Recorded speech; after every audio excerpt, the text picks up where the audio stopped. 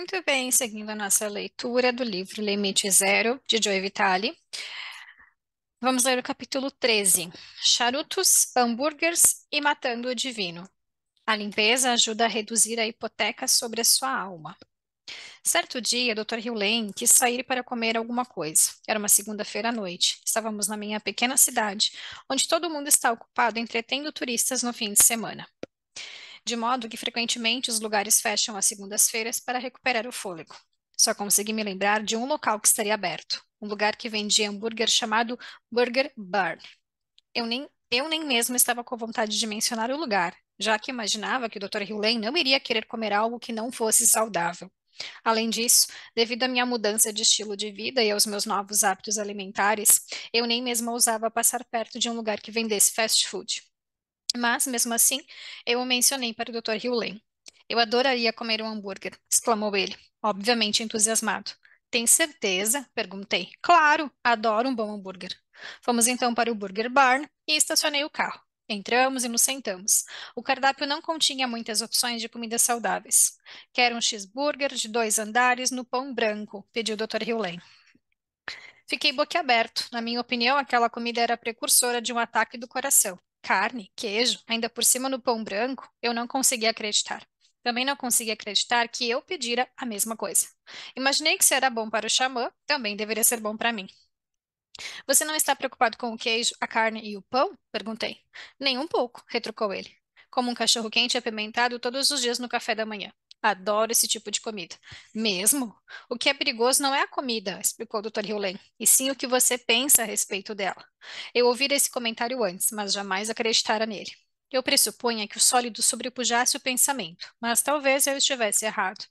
Ele prosseguiu explicando o seguinte: antes de comer qualquer coisa, digo mentalmente para a comida: eu te amo.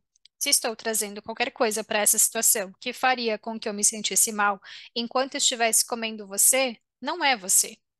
Não é nem mesmo eu.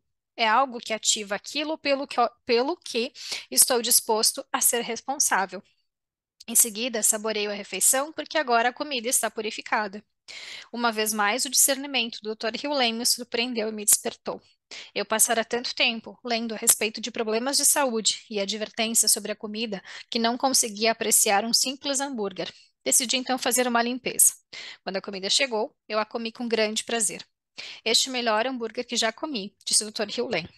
Ele estava tão impressionado que pediu para falar com o cozinheiro. Em seguida agradeceu ao homem. Este não estava acostumado que as pessoas elogiassem os seus hambúrgueres fritos em uma grande quantidade de óleo, de modo que não soube o que dizer. Nem eu. Fiquei ansioso quando mostrei a minha casa para o Dr. Hewlett. Tenho charutos na sala de ginástica. Parece irônico eu me exercitar de manhã e fumar à noite, mas a minha vida é assim. Entretanto, eu estava preocupado com a possibilidade de o Dr. Hewlett fazer algum comentário sobre o fato de eu fumar. Mostrei a eles meus diferentes tipos de aparelhos, fotografias de fisiculturistas famosos nas paredes e os certificados que recebi dos concursos de preparo físico dos quais participei. Tentei mantê-lo afastado dos charutos que estavam sobre um banco, mas ele reparou neles. O que é isto? Perguntou. Charutos, respondi com um suspiro. Você fuma enquanto se exercita? Não, eu fumo à noite, expliquei. É a hora em que eu medito. Eu me sento no terraço, fumo e sinto gratidão pela vida. Dr. Hewlett ficou em silêncio por um momento. Eu esperava que ele começasse a enumerar todas as estatísticas que mostram por qual fumar faz mal à saúde. Finalmente ele disse: Acho lindo. Você acha? Perguntei. Acho que você deveria fumar um charuto com o seu panós. Como assim? Tirar uma foto ao lado de Francine com o charuto na mão? Pode ser, mas eu estava pensando em você fumar enquanto dá um polimento no carro, ou tira o pó dele. Achei que você ia me ridicularizar por fumar. Acabei confessando a ele. Uma pessoa leu meu blog, viu que eu mencionava charutos e me escreveu dizendo que eu estava colocando toxinas no meu corpo e causando dano a mim mesmo. Imagino que essa pessoa nunca tenha ouvido falar no costume dos índios norte-americanos de passar o cachimbo da paz, comentou ele. Ou em como fumar em muitas tribos é um rito de passagem e também uma maneira de estabelecer um vínculo, compartilhar e ser uma família. Eu estava novamente aprendendo que o segredo para o Dr. Hewlett é amar todas as coisas. Quando fazemos isso, a coisa se modifica. Fumar faz mal quando achamos que faz mal. Os hambúrgueres são nocivos quando achamos que eles são nocivos. Como acontece com tudo nas antigas tradições havaianas, tudo começa com o pensamento, e o grande agente de cura é o amor. Eu estava finalmente começando a compreender o Dr. Hewlett e a perceber como é importante chegar ao estado de limite zero. Mas nem todo mundo sentia o mesmo que eu. Certa noite, ofereci um teleseminário e contei a todo mundo as minhas experiências com o Dr. Hewlett, cuja maioria eu descrevi aqui. As pessoas ouviram atentamente e fizeram perguntas. Pareciam entender o que eu estava explicando. Mas, para minha surpresa, no final da chamada, elas retornaram ao seu modo habitual de pensar. Embora todas tenham concordado que precisamos assumir 100% da responsabilidade pela nossa vida, aquelas pessoas estavam uma vez mais falando sobre os outros. Embora todas tivessem concordado que o método de limpeza que o Dr. Hewlett me ensinou era poderoso, elas retornaram aos antigos hábitos. Certa mulher declarou: não quero dizer sinto muito, porque eu vou me tornar a coisa que eu disser depois disso. Tive vontade de dizer: bem, podemos fazer uma limpeza nisso, sabendo que a declaração dela era apenas uma convicção. No entanto, apenas comentei o seguinte: Dr. Hewlett diz que devemos fazer o que funciona para nós. Admito que inicialmente achei isso frustrante, mas depois compreendi que eu também tinha que fazer uma limpeza nisso. Afinal de contas, se eu assumo 100% de responsabilidade pelo que eu experimento, eu estou experimentando aquelas pessoas. E se a única ferramenta que posso usar para fazer a purificação é eu te amo, então eu preciso fazer uma limpeza no que vejo nos outros, já que o que vejo neles está em mim. Essa pode ser a parte do Ho'oponopono mais difícil de entender. Não há nada lá fora. Tudo está em você. Tudo que você experimenta, você faz dentro de si. Um homem me lançou um desafio em relação a essa questão, perguntando: e os 50 milhões de pessoas que votaram no presidente que eu não gosto? Eu claramente nada tive a ver com as ações delas. Onde você experimenta essas 50 milhões de pessoas? Indaguei. O que você quer dizer com onde eu as experimento? Retrucou ele. Eu leio a respeito delas, eu as vejo na televisão e é um fato que elas votaram nele. Mas onde você experimenta todas essas informações? Na minha cabeça, como notícias. Dentro de você, certo? Perguntei. Bem, eu processo as informações dentro de mim, sem dúvida, mas elas estão fora de mim.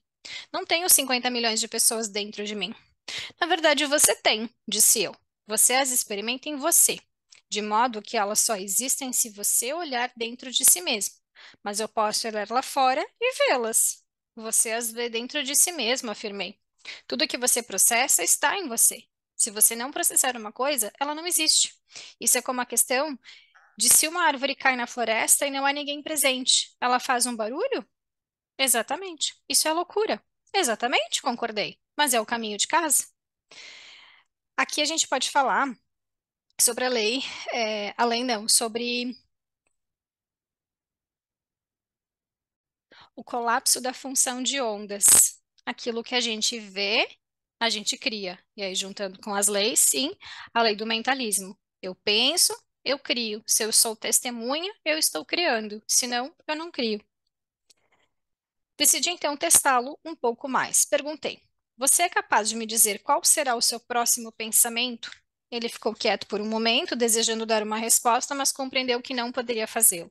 Ninguém pode prever o que vai pensar em seguida, eu disse. Você pode verbalizar o pensamento depois que ele ocorrer, mas o pensamento em si surge do inconsciente. Foi o que eu acabei de falar sobre o mentalismo. Primeiro, nós criamos, depois é que isso vem à tona. Criamos o mental, né? Na mente inconsciente. Você não tem controle sobre ele. A única escolha que você tem a fazer é agir ou não em função do pensamento depois que ele aparece. Não entendi. Você pode fazer uma série de coisas depois que o pensamento surge, mas ele está sendo gerado no seu inconsciente, expliquei. A fim de limpar o inconsciente para ter melhores pensamentos, você precisa fazer outra coisa. Como, por exemplo, bem, estou escrevendo um livro a respeito do assunto. Retruquei, referindo-me ao livro que você agora tem nas mãos. E o que isso tem a ver com os 50 milhões de pessoas lá fora? Elas não estão mais lá fora do que os seus pensamentos, eu disse. Tudo está dentro de você. Tudo o que você pode fazer é uma limpeza a fim de remover o repositório de programas na sua mente. À medida que você vai fazendo a limpeza, os pensamentos que surgem vão sendo mais positivos, produtivos e até mesmo amorosos. Ainda acho que tudo isso é uma loucura, disse ele. Vou fazer uma limpeza nisso, retruquei. É extremamente provável que ele nunca tenha entendido, mas, para que eu chegue ao limite zero, preciso assumir a total responsabilidade pelo fato de ele não estar entendendo. A memória dele é a minha memória, o programa dele é o meu programa. O fato de ele ter expressado para mim significa que eu compartilho com ele. Assim, à medida que eu for me livrando do programa, o mesmo acontecerá com o homem. Enquanto escrevo essas linhas, estou dizendo: eu te amo nos meus pensamentos por trás das palavras, por trás da digitação, por trás do computador, nos bastidores.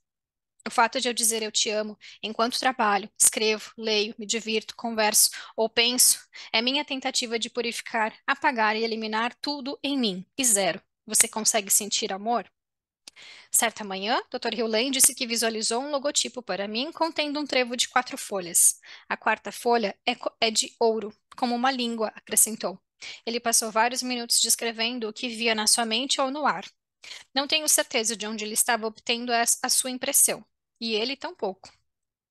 Você precisa encontrar um artista que faça um esboço do logotipo para você, comentou Dr. Hewley. Mais tarde, fomos dar uma volta a pé na cidade. Almoçamos e depois visitamos algumas lojas. A primeira delas continha trabalhos artísticos em vitral. Ficamos impressionados.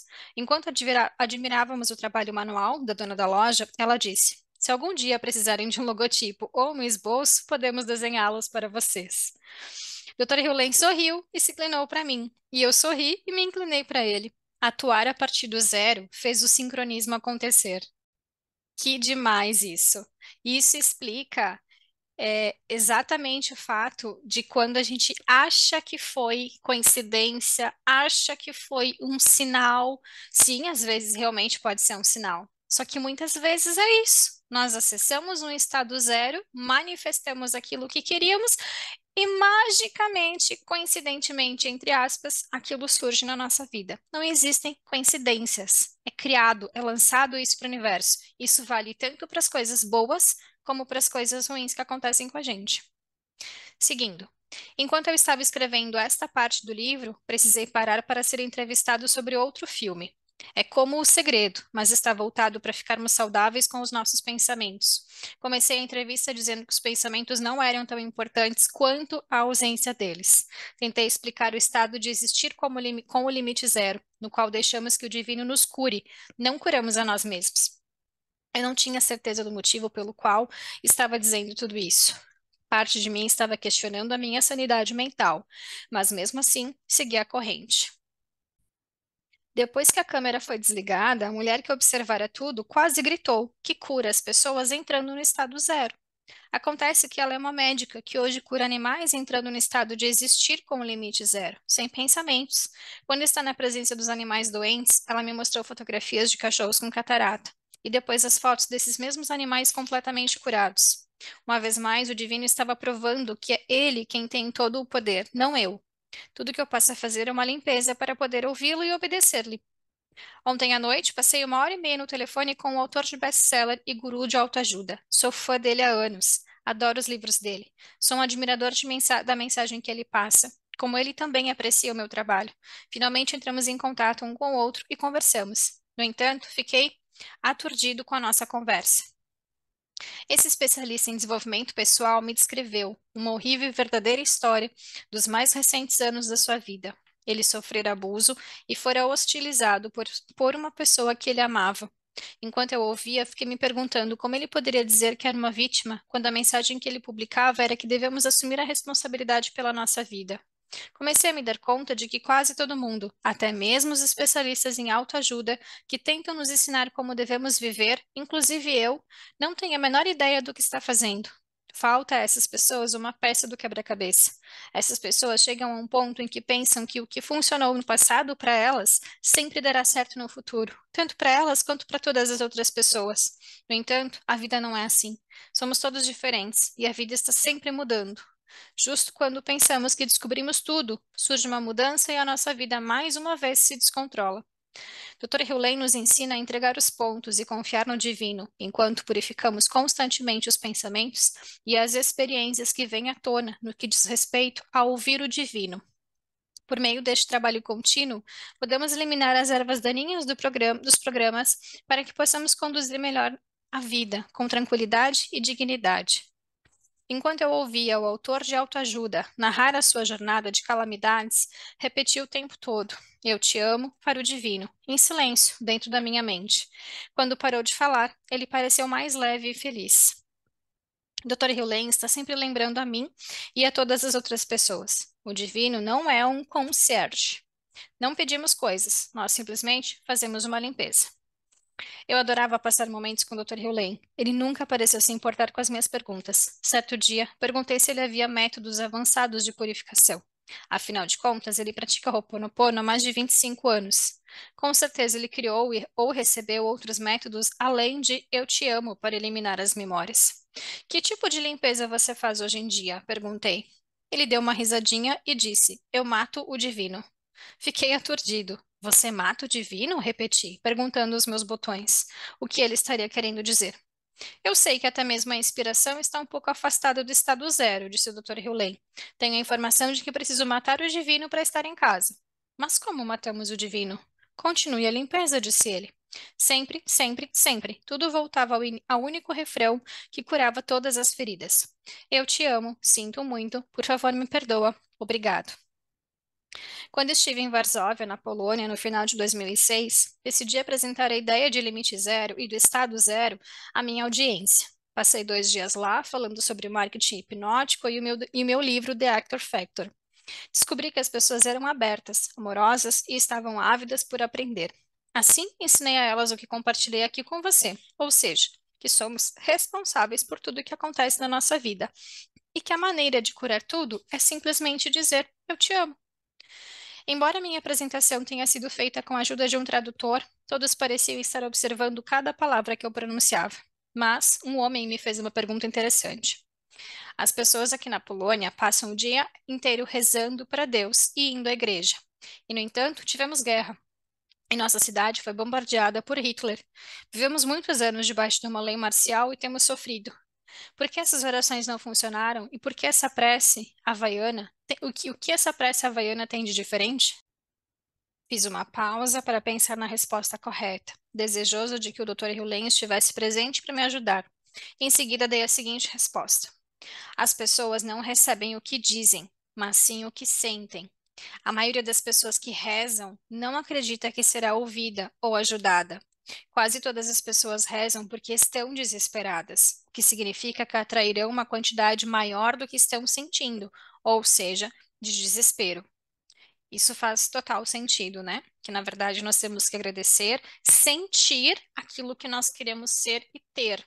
E isso é um exercício, porque, né, em meio a um caos, você precisa sentir que você está fora desse caos. Então, é um exercício. Quando você sente, você realiza. Quando você entra no desespero e você clama por algo, você está clamando na falta, na ausência, na escassez, e no sentimento de desespero. E aí é mais disso, obviamente, que você recebe, como foi dito aqui nesse parágrafo. O homem que fez a pergunta pareceu entender e aceitar a minha resposta. Ele assentiu com a cabeça.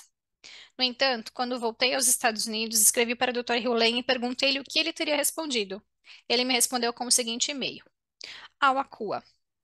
Obrigada pela oportunidade de fazer uma limpeza no que quer que esteja acontecendo em mim, que eu vivencio como a sua pergunta.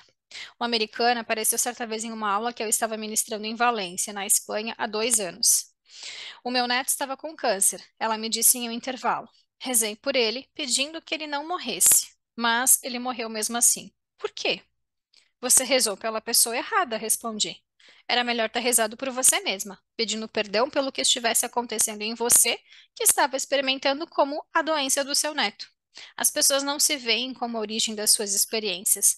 Raramente o suplicante dirige as suas preces para o que está acontecendo nele mesmo. Paz do eu, ilha lhe acala. Adorei a resposta, perfeitamente sincera do Dr. Hewlett. Repetidamente, o tema dele é que nada está fora de nós. A maioria das pessoas reza como se não tivesse nenhum poder ou responsabilidade. Entretanto, Ho'oponopono somos totalmente responsáveis. A prece é pedir perdão pelo que quer que haja em você que causou a circunstância externa. A prece é religar-se ao divino. O resto é acreditar que o divino irá curá-lo. À medida que você for ficando curado, o mesmo acontecerá com o que está do lado de fora. Tudo, sem exceção, está dentro de você.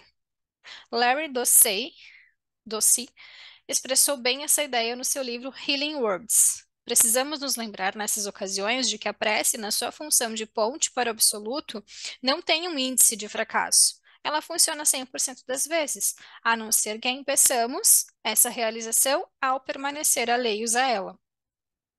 Uma coisa estava me incomodando em relação ao meu trabalho com o Dr. Hewlett.